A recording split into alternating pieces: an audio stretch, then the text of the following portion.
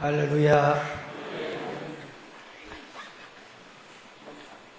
오늘 성탄절 바로 하루를 앞두고 있기 때문에 예수님을 경배한 동방박사라는 제목으로 말씀을 강론하겠습니다.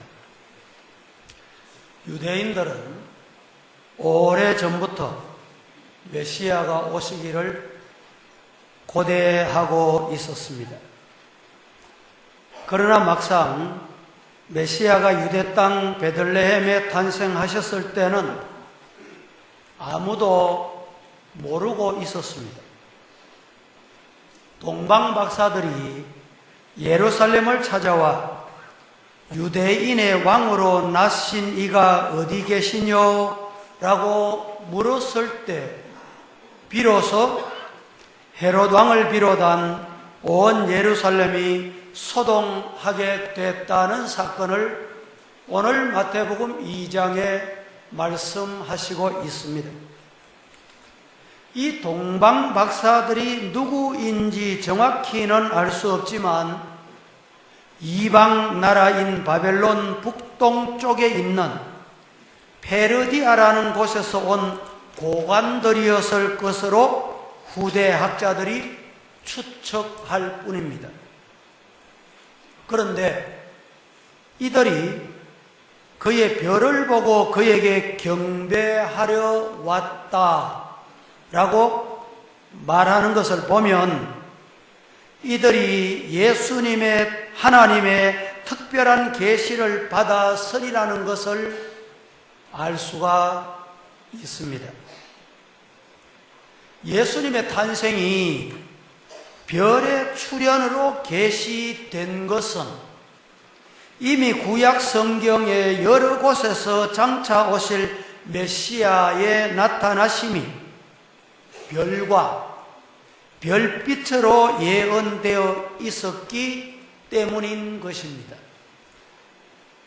성경을 한번 보십시다. 다 함께 이사야서 제9장 1절과 2절 말씀입니다. 시작.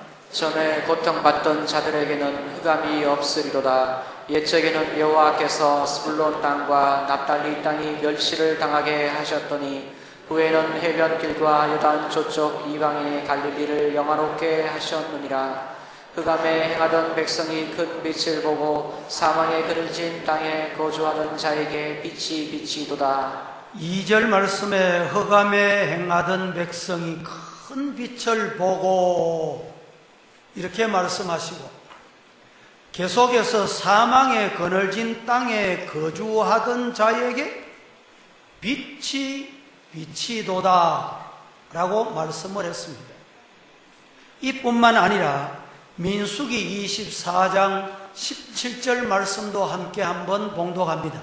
다 함께 시작. 내가 그를 보아도 뒤의 일이 아니며 내가 그를 바라보아도 가까운 일이 아니로다. 한 별이 야곱에게서 나오며 한 규가 이스라엘에게서 일어나서 모압을 이쪽에서 저쪽까지 쳐서 무찌르고 또 셋의 자식들을 다 멸하리로다.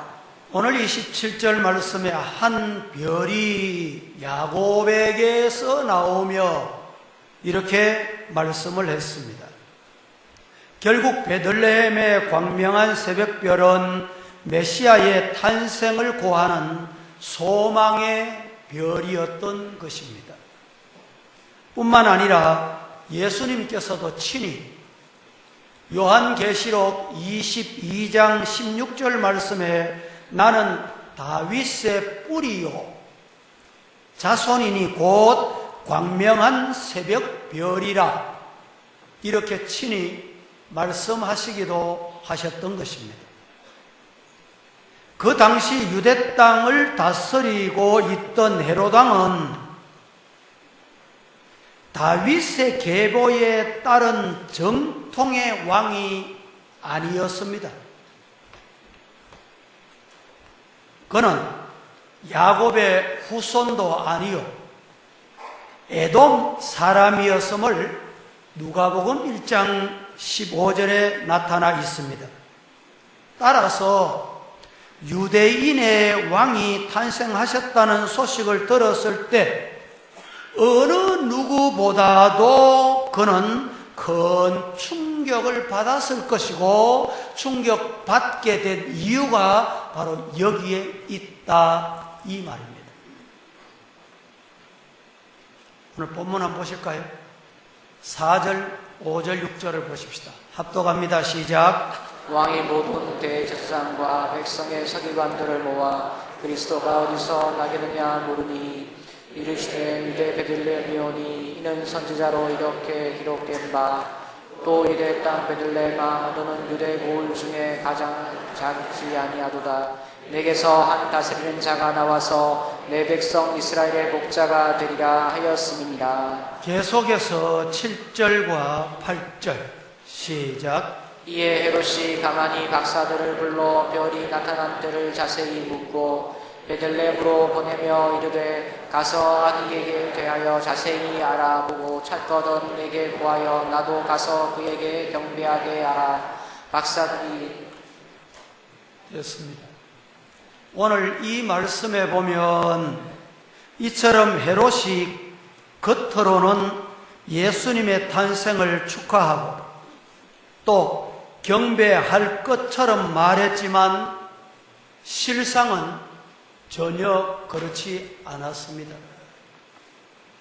16절 말씀에 가서 보면 헤롯이 2살 이하의 사내 아이들을 모두 다 죽인 것을 보면 이미 예수님을 죽일 악독한 사악한 마음을 품었던 것으로 짐작할 수가 있습니다. 9절 10절 말씀을 같이 한번 봉독해 보십시다. 시작. 박사들의 왕이 말을 듣고 갈새 동방에서 보던 그 별이 문득 앞서 인도하여 가다가 악이 있는 곳 위에 머물러 서 있는지라. 그들이 별을 보고 매우 크게 기뻐하더라. 그렇습니다. 여기서 우리는 이스라엘 백성들의 광야에서 가나안을 향하여 갈 때 40년 동안 낮에는 구름기둥, 밤에는 불기둥으로 이스라엘을 인도하셨던 하나님께서 별을 통해 동방박사들을 구체적으로 인도하시고 계심을 보여주고 있습니다. 그들은 이 별이 아기 예수님이 계신 집 위에 머무르자 그 집에 들어가서 아기 예수님께 경배하고 가지고 온 예물, 보배함을 열어 황금과 유향과 몰약을 예물로 드렸습니다. 우리는 성탄절을 맞이하여 이 동방박사들의 행위를 본받고자 이 말씀을 제가 준비하게 된 것입니다. 예수님을 경배한 동방박사에게서 본받아야 할 것이 뭘까? 배워야 할 것이 뭔가? 두 가지로 이 시간에 말씀을 나누어서 드리겠습니다. 첫째, 아기 예수님을 경배하기 위해 먼 길을 찾아왔습니다. 높고 높은 보좌를 버려두시고 낮고 천한 이 땅에 오신 우리 탄생하신 아기 예수님을 경배하기 위해서 먼 길을 동방박사들은 마다하지 아니하고 찾아왔다라는 사실입니다. 성탄절을 맞이해서 우리가 해야 할 일 가운데 가장 중요한 일이 뭘까요? 예수님을 경배하기 위해 나오는 것입니다. 우리가 하나님을 섬김에 있어 가장 중요한 것은 신령과 진정으로 하나님께 예배 드리는 것입니다. 믿습니까? 예배 드리는 우리의 신앙, 이 신앙이 우리의 신앙을 좌우하게 됩니다. 과연 이 자리에 저와 여러분은 어떻습니까? 이 예배 드리는 일을 소중히 알고 정성을 다할 뿐 아니라 그 시간을 늘 사모하고 기쁨으로 예배 드린다면 분명히 그 사람의 신앙은 돈독해질 것이며 은혜를 받아 건강한 믿음으로 살게 될 것이며 하나님께 영광 돌리게 될 것입니다. 어제 우리 주일학교 교무회 총회가 있었습니다. 우리 새로 임명된 부장님들이 한 말씀을 다 하시라고 우리 교감 장로님이 순서를 놓았댔습니다. 돌아가시면서 한 말씀 하는데, 내년에 고등부 부장을 맡은 집사님이 고등부 부장을 맡고 보니 앞이 캄캄하더랍니다. 그래서 어떻게 부장을 잘 감당하겠노 기도하다가 본인이 고등부 생활할 때를 한번 뒤돌아봤답니다. 본인이 고등부 때 고등부 예배를 드리고 나면 부장이 그 당시에 장로님이셨는데 장로님께서 문 앞에 딱 서 계시다가 부장 장로님 고등부 예배를 마친 학생들에게 얘들아 부모님들하고 같이 꼭 예배 드리고 어른 예배 드리고 은혜 받고 가거래. 그래서 본인은 코에 끼어가지고 끌려가듯이 꼭 예배를 드렸답니다. 그런데 중요한 것은 지금 와서 뒤돌아보니까 끌려가든지 자진해 갔든지 어떻게 갔든지 예배에 꼭 참여한 사람은 그 당시 학생들은 다 신앙으로 성장해서 교회에 충성스러운 일꾼들이 다 됐답니다. 그런데 부장 장로님의 눈치를 보고 미꾸라지 빠져나가듯이 이렇게 빠져가고 저렇게 빠져나가던 사람은 지금 뒤돌아보니까 교회를 다 떠났다는 거예요. 무슨 말일까요? 예배는 우리 신앙을 좌우합니다. 사랑하는 성도 여러분, 이 예배를 기쁨으로 드리시고 하나님 앞에 사모하면서 예배를 드리시다가 하나님께는 영광을 돌려드리고 하나님께 영광 돌린 모든 사람들이 하나님께서 우러 내려주시는 하늘에서 내리시는 신령한 은혜, 이 신령한 은혜 다 받으시기를 주님 이름으로 축복합니다. 요셉 케이포라는 사람이 있습니다. 이 사람은 체코슬로바키아의 공산주의 통치하에 있을 때 아주 유명한 인물 중에 한 사람으로 손꼽히는 사람이었습니다. 그의 아버지는 학교에서 그 당시 공산주의를 강의하는 선생님 교수였습니다. 그런데 그의 어머니는 너무도 독실한 신앙인이었습니다. 크리스찬이었어요. 이 조셉 카이퍼를 데리고 주일이 되면 2시간, 3시간 걸리는 교회를 찾아가서 꼭 예배를 드리고 이 예배를 마치면 또다시 그렇게 걸리는 시간을 되돌아오곤 했다는 것입니다. 이렇게 한 번 예배를 위해서 많은 시간을 쏟아 예배를 드렸더니 하나님께서 자신의 앞길을 책임져 주셨다는 것입니다. 우리 성도들 중에도 주일 예배를 드리기 위해 먼 길을 마다하지 아니하고 이 시간을 사모하며 기다렸다가 달려오시는 분들이 있습니다. 주일에 예배 드리는 것이 너무도 소중합니다. 그래서 시편 기자가 이렇게 말했습니다. 사람이 내게 말하기를 여호와의 집에 올라가자 할 때에 따라해 보실까요? 내가 기쁘도다. 이 시편 기자의 고백이 오늘 이 자리에 저의 고백, 이 자리에 우리 성도들의 간절한 고백이 되기를 살아계신 예수님 이름으로 축복합니다. 공산주의자들은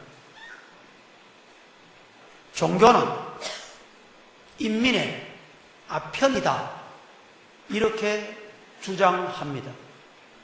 그리고 이 기독교를 말살하기 위한 정책을 씁니다. 어떤 정책을 쓰느냐? 첫째는 교회를 파괴합니다. 둘째는 성경을 불태워 없앱니다. 세 번째는 기독교인들을 말로 다 할 수 없을 만큼 박해를 가합니다. 네 번째는 성도들을 끊임없이 죽음으로 몰아넣습니다. 여러분, 이 결과 공산주의자들이 어떻게 됐습니까? 너무도 비참하기 거지없을 모양을 오늘 우리는 보게 됩니다. 구소련, 지금 러시아가 분국되기 전에 여러분, 우리나라와 견줄 수 없을 만큼 이 러시아, 소련, 구소련은 지하 자원이 엄청난 곳입니다. 나가기만 하면 지하 자원이 풍부한 곳입니다. 그런데 여러분, 그곳은 가난한 나라로 전락하고 말았습니다. 그 이유가 어디 있을까요? 바로 오늘 예배를 경멸하기 때문입니다.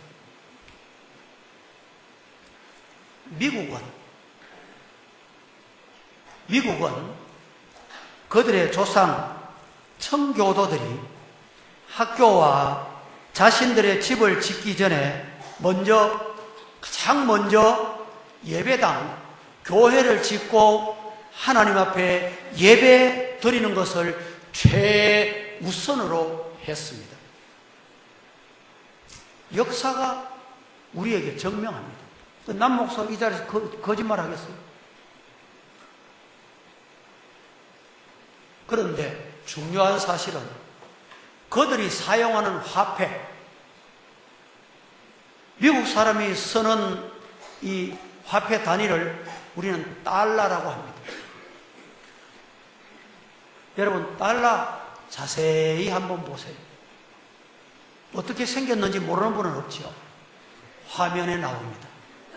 여기가 달러입니다. 뒷면에 보면 이렇게 글씨가 되어 있습니다. In God we trust. 이 말이 무슨 말이냐? 따라합니다. 우리는 하나님을 믿는다. 따라합니다. 우리는 하나님을 신뢰한다. 성도 여러분, 세계 어느 나라 돈에 이런 문구가 있었을까? 우리는 하나님을 믿는다. 1956년 미국이 한 가지 제정을 합니다. 뭐냐? 우리나라 표를 만들자. 그 표를 만들었는데 표가 뭔지 아십니까? 그 나라 표가 In God we trust. 우리는 하나님을 믿습니다. 60년이 넘도록 이 표는 단 한 번도 안 바뀌었습니다.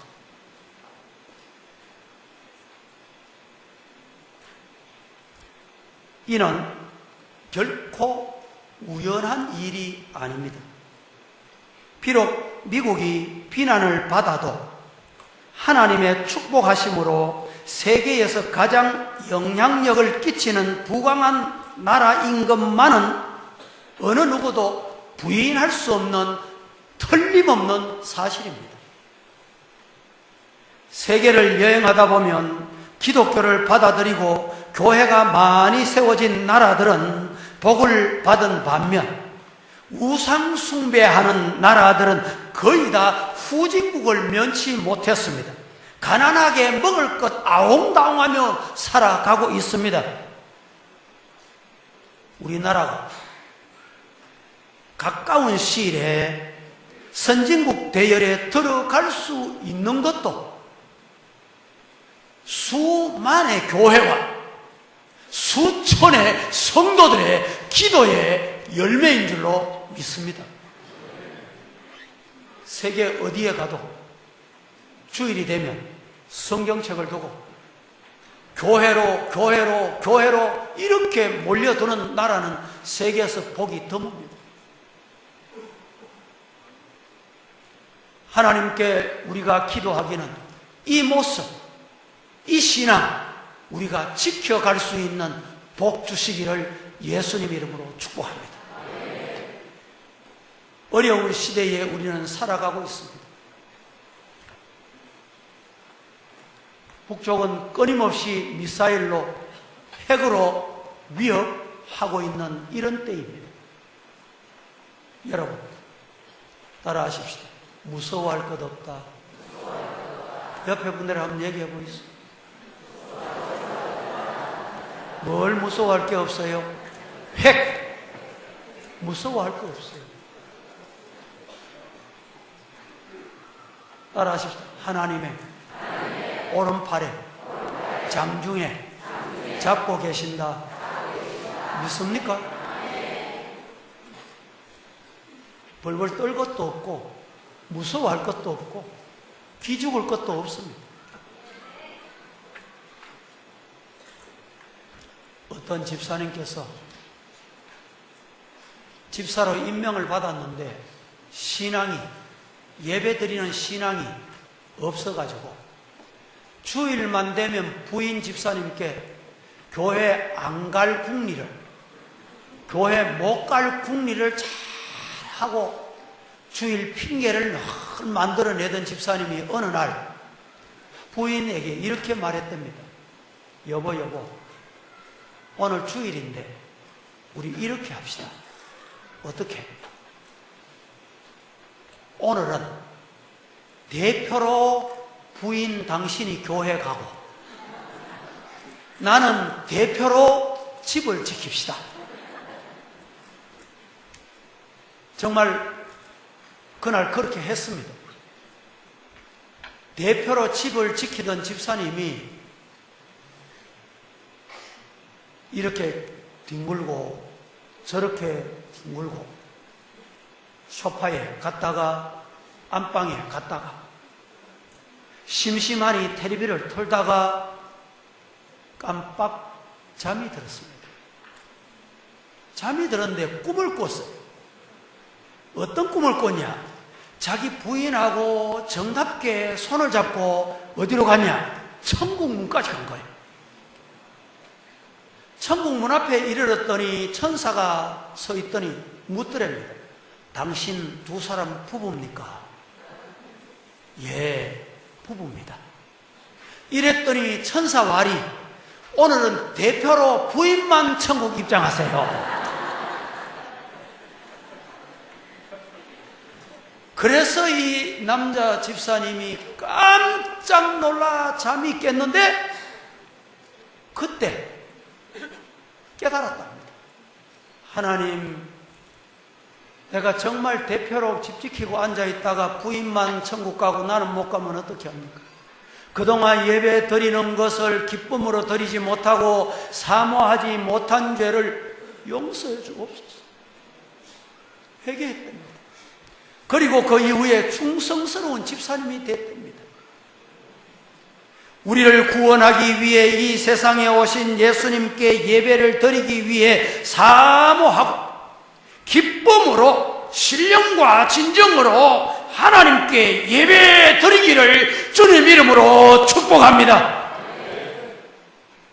성경에 보면 예배를 업신 여기고 방해한 엘리 제사장의 두 아들 홈리와 비느하스는 결국 무서운 심판을 받았던 모습을 우리에게 알려줍니다.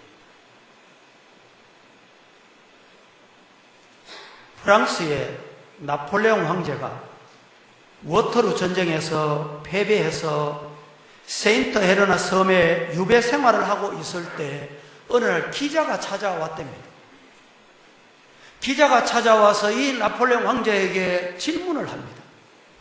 당신 생애에 가장 기억 남는 일이 있습니까? 그게 도대체 무엇입니까? 물었답니다. 나폴레옹이 눈을 감고 잠시 지난 날을 회상하게 됐습니다. 그는 이렇게 말합니다. 입을 벌려 어느 날 내가 쫄병 시절에 전투가 치열할 때 주일이 돌아왔습니다. 전투를 멈추고 그 주일 교회 앞에 예배실에 앉아서 철모를 벗어놓고 하나님 앞에 예배 드릴 때 하나님이 내 마음에 잔잔하고 평안한 마음을 주셨던 적이 있습니다. 뒤돌아보니 그때가 가장 행복했습니다. 이렇게 기자들에게 답하더라는 것입니다. 이야기하는 겸에 한 가지 더 하겠습니다.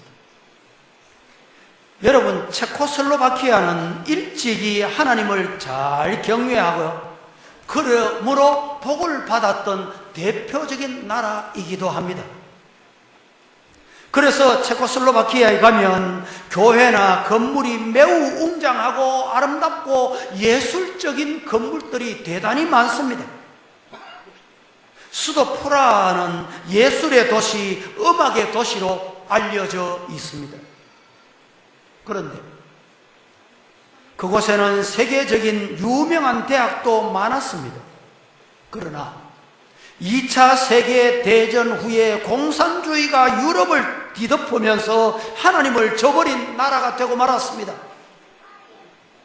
그 결과 프라하는 지금 어떠냐? 체코슬로바키아는 나라가 지금 어떠냐? 그 유명한 음악이 죽고 경제도 죽고 문화도 죽고 문학도 죽고 경제도 죽고 나라가 죽었다는 말입니다. 예배를 없애고 기도를 없애고 하나님을 저버린 그곳에는 저주의 땅이 되고 만 것입니다. 성도 여러분, 우리가 각양 은혜와 축복을 받는 길은 따라하십시다. 하나님께 예배를 바로 드리자.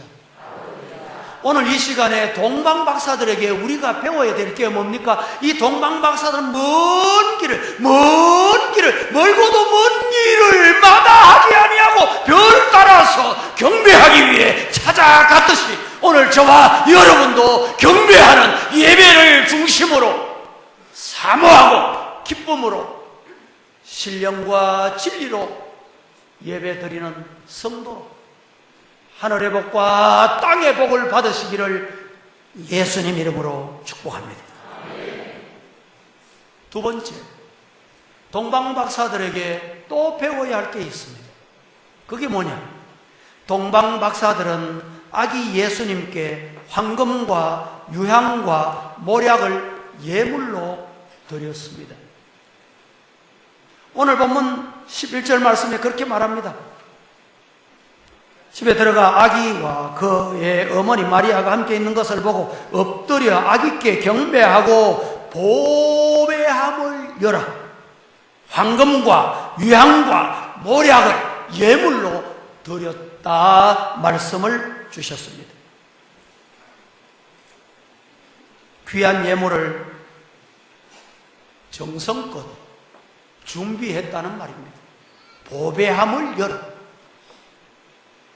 하나님의 아들이신 예수님이 육신을 입고 이 세상에 오셔서 십자가에 못 박혀 죽으심으로 우리의 모든 죄를 대속해 주시고 영원히 멸망할 수밖에 없는 우리를 믿음으로 구원해 주신 그 하나님의 은혜를 생각하면 주님 앞에 무엇을 바친들 아까울 것이 있겠습니까? 우리가 가지고 있는 모든 것을 다 드려도 결코 아까울 것이 없습니다.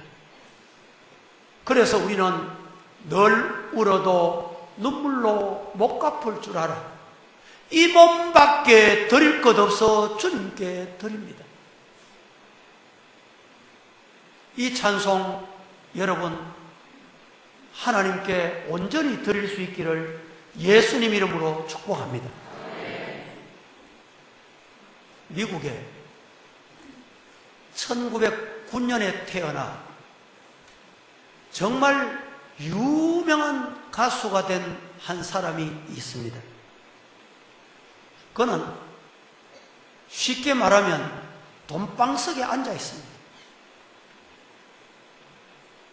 유명 가수로 인기의 절정에 이르렀습니다. 그런데 그는 집에 돌아오면 밤잠을 이루지 못합니다.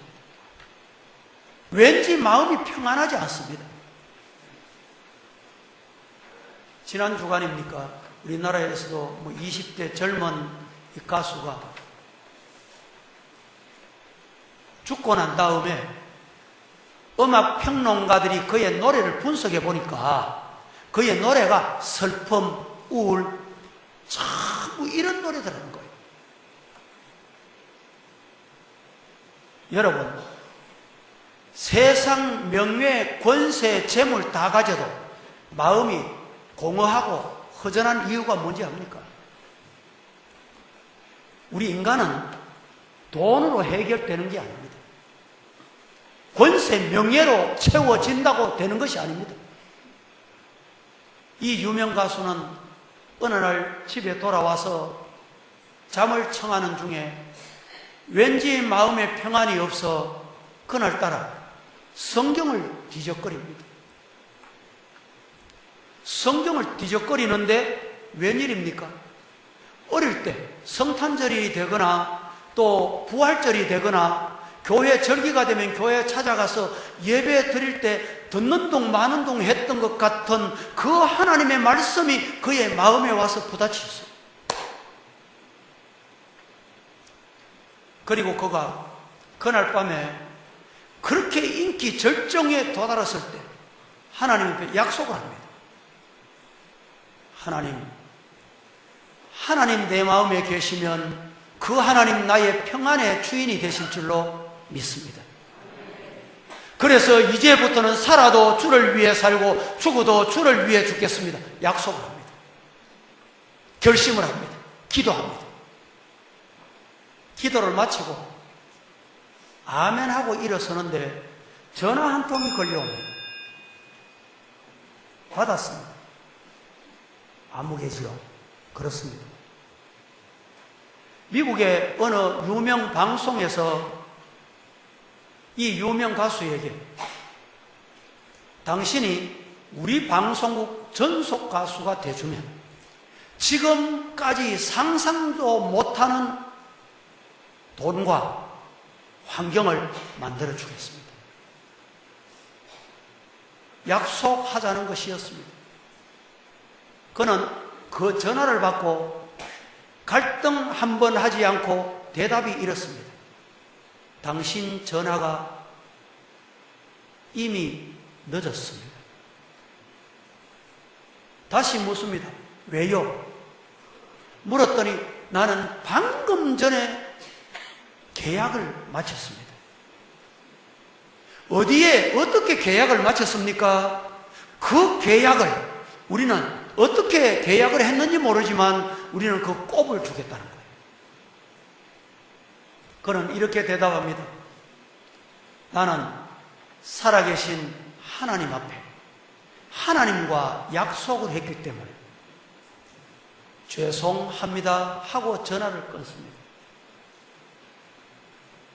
여러분, 그 사람이 누군지 아십니까? 그는 그 이후에 하나님 앞에 복음 가수가 되고 CCM 가수가 돼서 세계를 다니면서 하나님 앞에 복음 찬송으로 영광을 돌렸습니다. 그가 부른 복음송, 그가 부른 찬송이 세계인에게 알려져 있습니다. 우리 한국에도 그가 부른 찬송이 알려져 있습니다. 이 자리에 우리 성도들도 그 찬송을 너무 좋아하고 잘 부릅니다. 그 찬송이 몇 장이냐? 94장 찬송입니다. 이 94장 찬송은 여러분 찬송 밑에 해설에 한번 보세요. 우리나라 발음으로 쇠어라고 되어 있습니다. 더 정확하게 말하면 쉬야라고 발음할 수도 있습니다. 이 찬송을 가사를 한번 띄워보세요. 여러분, 이 가사가 어떻게 생겨났는지 한번 들어보세요. 앞에 간정을 들었으니까 이 가사를 여러분 다시 한번 되새김질 해보세요. 주 예수보다 더 귀한 것은 없는, 이 세상 부귀와 바꿀 수 없네. 영죽을 내 대신 돌아가신 그 놀라운 사랑 잊지 못해. 세상 즐거움 다 버리고 세상 자랑 다 버렸네. 주 예수보다 더 귀한 것은 없네. 예수밖에 없네. 우리 찬송 같이 한번 드리도록 하겠습니다.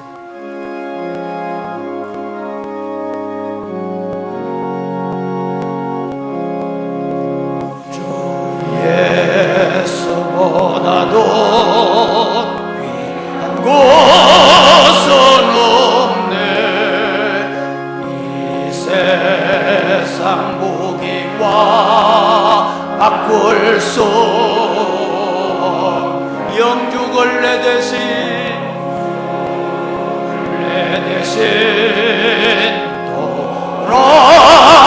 돌아가신 그 놀라운 사랑 잊지 못해. 세상 즐거움 다 버리고 세상 사랑도 버렸네. 주 예수보다도 귀한 것은 없네. 예수밖에도 없네.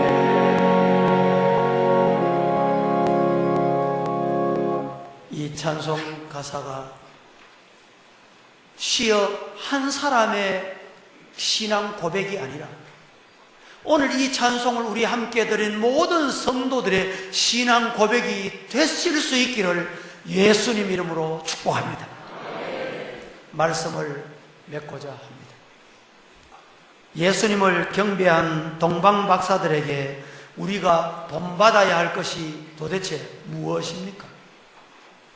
아기 예수님을 경배하기 위해 먼 길을 마다하지 않고 찾아오는 신앙, 오늘 이 신앙, 우리 성도들 본받기를 살아계신 예수님 이름으로 축복합니다.